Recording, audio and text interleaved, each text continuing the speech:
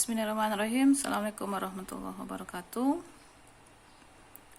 Baik, pada pertemuan ini kita akan membahas bagaimana menyelesaikan persamaan non-linier, ya.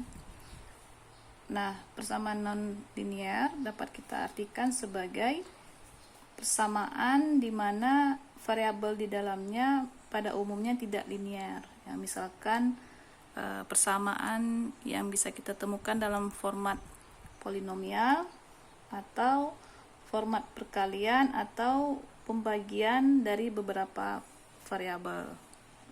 Oke. Nah, di dalam menyelesaikan persamaan nonlinier, maka kita memerlukan akar-akar persamaan nonlinier, di mana akar-akar sebuah persamaan nonlinier dari fungsi fx merupakan nilai x yang menyebabkan fungsi fx tadi sama dengan 0. Oke, jadi bisa kita simpulkan, pertama, akar sebuah persamaan fungsi fx sama dengan 0 adalah nilai x yang menyebabkan fungsi fx tadi sama dengan 0. Yang kedua, akar-akar penyelesaian persamaan nonlinier merupakan titik potong antara kurva fx dan dengan sumbu x. Jadi bisa kita lihat ilustrasi pada gambar berikut. Ya, saya coba besarkan. Oke. Nah, seperti ini ada suatu kurva fungsi fx berpotongan terhadap x. Nah, jadi tepat berpotongan di x ini merupakan akar persamaan sebagai penyelesaian dari fungsi fx. Oke. Nah, jadi nilai x sama dengan minus 1 ini menghasilkan nilai fx sama dengan 0. Oke. Nah, selanjutnya contoh sederhana dari penentuan akar persamaan nonlinier adalah bagaimana kita menentukan akar persamaan linier dan persamaan kuadrat. Jadi akar persamaan linier dan persamaan kuadrat itu adalah contoh dari persamaan nonlinier. Nah, kedua persamaan ini secara umum bisa kita selesaikan dengan metode analitis, ya, dengan persamaan-persamaan yang sudah familiar kita kenal. Seperti untuk persamaan linier kita bisa selesaikan dengan menggunakan persamaan 1, sementara persamaan kuadrat bisa kita selesaikan dengan rumus ABC. Nah, persamaan-persamaan ini kan sudah biasa kalian kenal, sudah biasa kita gunakan untuk menyelesaikan kasus-kasus persamaan linier ataupun persamaan kuadrat. Nah, tentunya persamaan linier dan persamaan kuadrat adalah bagian dari persamaan non-linier yang mudah, yang masih bisa kita selesaikan secara analitis. Oke. Nah, namun untuk bentuk-bentuk persamaan non-linier yang memiliki derajat lebih daripada 2, ya, maka kita akan menemukan kesulitan-kesulitan untuk mendapatkan akarnya. Nah, oleh karena itu kita memerlukan metode numerik dalam menyelesaikan kasus-kasus yang lebih kompleks. Oke. Nah, ini sekarang kita ingin mengetahui ataupun bagaimana untuk menentukan akar persamaan nonlinier tadi. Jadi untuk mengetahui pada suatu persamaan nonlinier memiliki akar-akar penyelesaian atau tidak, maka kita menggunakan analisa teorema berikut. Ya, jadi yang pertama itu dalam suatu selang ataupun dalam suatu rentang X dari batas atas dan batas bawah, yang kita misalkan A dan B, mempunyai akar jika fungsi f dari batas atas dan batas bawah tadi memiliki tanda yang berlawanan, atau perkalian antara fungsi batas atas dan fungsi batas bawah tadi menghasilkan nilai kurang dari 0, maka dia akan memiliki akar. Nah, tentunya dalam suatu selang A dan B tadi bisa saja terdapat lebih daripada 1 atau bahkan tidak ada sama sekali akar penyelesaiannya. Nah, jadi bisa kita tentukan secara grafik, ya. Jadi kalau yang pertama ini kita lihat FA atau nilai fungsi dari batas atas kita kalikan dengan fungsi batas bawah menghasilkan nilai kurang dari 0, maka akan memiliki ataupun akar yang kita peroleh itu berjumlah bilangan ganjil, ya. Nah, ini pasti berbilangan ganjil kalau fungsi ini terpenuhi. Tapi kalau seandainya perkalian antara nilai FA dan nilai FB menghasilkan angka yang lebih besar daripada 0, maka kita bisa saja tidak menemukan akar sama sekali atau memiliki akar persamaan yang jumlahnya bilangan genap, ya, seperti gambar B ini jumlahnya 2. Ini pasti ya 2, 4 dan seterusnya. Nah, atau bahkan tidak memiliki akar persamaan sekali. Oke. Nah, jadi teorema ini yang perlu kalian pahami dalam menyelesaikan ataupun menentukan akar-akar persamaan non-linear. Oke. Nah, kemudian selanjutnya, secara umum dalam menyelesaikan persamaan non-linear biasanya terdapat dua metode, yaitu metode tertutup maupun metode terbuka, ya. Nah, jadi karakteristik dari metode tertutup artinya kita mencari akar persamaan pada rank tertentu, ya, pada nilai batas atas dan pada batas bawah tertentu.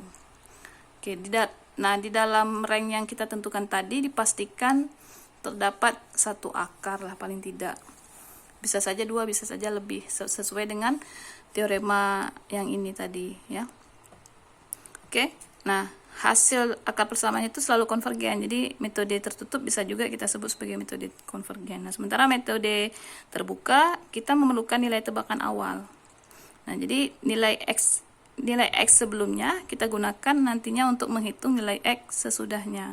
Nah, hasil dari metode terbuka itu selalu konvergen. Nanti ini akan kita bahas masing-masing metode tertutup, ya. Oke. Berikutnya ada beberapa metode yang sering kita gunakan dalam mencari akar bagi persamaan non-linear, ya. Misalkan metode tertutup itu contohnya metode tabel yang akan kita bahas nanti, metode biseksi juga dan juga metode regulasi falsi. Nah, contoh dari metode terbuka misalkan metode iterasi sederhana, metode Newton-Raphson dan metode secant. Nah, kita tahu metode tertutup atau disebut juga metode bracketing disebut sebagai metode tertutup, yaitu tadi karena kita mencari akar-akar persamaan dari suatu selang tertentu yang sudah kita tentukan, ya, batas atas dan batas bawah tadi. Nah, sementara metode terbuka itu kita tidak memerlukan suatu rentang dengan sejumlah nilai tertentu. Nah, berikutnya untuk penyelesaian persamaan nonlinear dengan menggunakan metode tabel, ya. Seperti tadi kita bisa membagikan persamaan tadi dari rentang A dan B tadi dibagi menjadi sebanyak n bagian. Dan pada masing-masing n bagian tadi kita hitung nilai fx-nya, oke? Nah, lebih mudahnya kita lihat bagaimana algoritma dari metode tertutup. Metode tabel, ya. Jadi kita lihat bagaimana menyelesaikan akar persamaan dengan metode tabel. Oke, pertama metode tabel.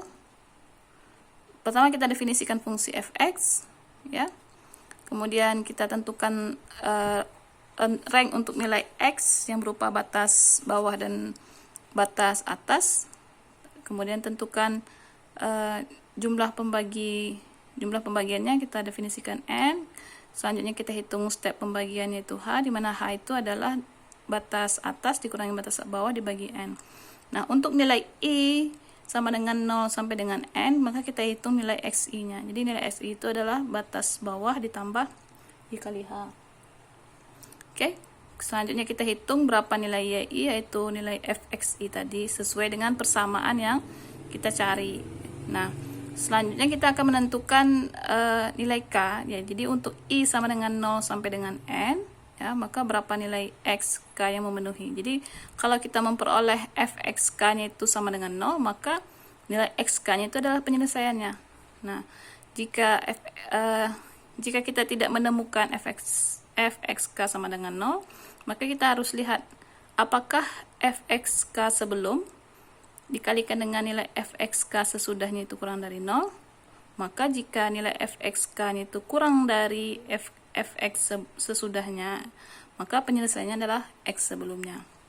Tapi bila tidak, penyelesaiannya adalah x sesudahnya. Atau bisa saja akar persamaannya itu berada di antara x sebelum dan x sesudah. Oke. Contohnya berikut. Ini saya kerjakan menggunakan Excel. Nanti bisa kita lihat bagaimana menyelesaikan kasus persamaan nonlinear dengan menggunakan metode tabel berbantukan Excel ya. Jadi untuk mungkin beberapa pertemuan kita menggunakan Excel. Selanjutnya kita akan menggunakan bagaimana mengaplikasikan menggunakan Python. Nah, kasusnya itu misalkan saya ambil persamaan fx sama dengan x tambah eksponensial akar x. Oke. Nah, rank saya ambil batas atasnya 0,5, batas bawahnya min 0,5. Dari rank ini saya bagi menjadi 20 bagian ya. Jadi mulai dari 0 sampai 20. Oke. Nah, selanjutnya saya tentukan nilai x-nya tadi, ini batas bawahnya. Oke. Nah, selanjutnya ini saya hitung nilai xi-nya berdasarkan persamaan ini tadi. Persamaan xi sama dengan batas bawah dikali i kali h ya. Nah, stepnya kita hitung, saya dapat grafik sekian ya. Nah, sekarang kita lihat apakah di sini menghasilkan nilai fx sama dengan 0. Nah, ternyata tidak ada ya. Jadi kita cari perkalian x sebelum dan x sesudah yang nilainya kurang dari 0. Kalau kita ambil x sebelumnya ini, fx sebelumnya ini dan sesudahnya ini, kalau kita kalikan kan positif, berarti besar dari 0, berarti ini tidak memenuhi. Dan seterusnya sama juga ini juga, dan ternyata yang memenuhi itu adalah yang ini. Poin iterasi ke-10 dan ke-11. Oke, jadi kalau kita kalikan kalau kita kalikan ini, saya tandai dulu warna merah semuanya. Kalau kita kalikan fx sebelum ya, itu di poin 10 dengan fx sesudah yang di 11, maka dia kurang dari 0. Sekarang kita cek. Nah, di antara kedua ini mana akarnya? Ya. Nah, jika fx sebelum kecil dari fx sesudah, maka x yang sebelumnya itu adalah penyelesaian. Nah, sekarang kita cek. Jika tidak, maka x sesudahnya adalah penyelesaian. Nah, sekarang kita cek fx sebelum, apakah fx sebelum ini lebih kecil daripada fx sesudah? Ya, ini fx sebelum lebih kecil daripada fx sesudah. Maka akar penyelesaiannya adalah di x sama dengan minus 0,65. Oke. Oke, saya kasih biru. Ini adalah solusi penyelesaian kita. Jadi di x sama dengan minus 0,65. Nah, sekarang kita lihat contoh yang kedua, kasus kemarin. Ya, sama seperti tadi. Fungsinya itu adalah x pangkat 3 ditambah x pangkat 2 dikurang 3x kurang 3. Jadi range rentangnya saya ambil sama ya. Jadi batas atasnya 0,5, batas bawahnya minus 1,8. Saya bagi menjadi 20 bagian, saya masukkan. Oke, nah sekarang kita lihat tidak ada x yang sama dengan 0. Jadi kita cari nilai fx dikali dengan fx sesudahnya kurang dari 0. Antara ini kan, dua ini. Nah, sekarang sebelumnya kita plot dulu ya. Ternyata ada dua persamaan. Ada dua titik potong nilai x. Nah, sekarang kita ambil nilai x yang keberapa? Solusi dari akar penyelesaian. Jadi yang pertama ini ya. Jadi kita kalikan yang fx sebelum ini dan sesudah. Ternyata hasilnya negatif, berarti memenuhi. Seperti yang saya katakan tadi, apakah fx sebelumnya ini kurang dari fx sesudah? Ya, jadi solusi penyelesaiannya adalah di x sama dengan minus 1,8. 1,7. Oke, saya kasih tanda biru. Dan selanjutnya yang kedua, kita kalikan yang memenuhi ini, yang ini ya, fx sebelum dan sesudah. Jadi dia kurang dari 0 ya. Apakah yang sebelum ini lebih besar atau yang sebelum ini lebih kecil daripada yang sesudah? Ternyata fx yang sebelum lebih besar daripada sesudah, maka akar penyelesaiannya adalah yang sesudahnya. Oke. Jadi bisa kita dapatkan ada dua akar persamaan ya. Di x sama dengan minus 1,7 sekian-sekian dan di minus 0, nggak kelihatan ya. Saya ganti. Di minus 0,995. Oke. Selanjutnya saya akan menjelaskan bagaimana menerapkannya di Excel. Oke. Sampai di sini mudah-mudahan bisa dipahami. Assalamualaikum warahmatullahi wabarakatuh.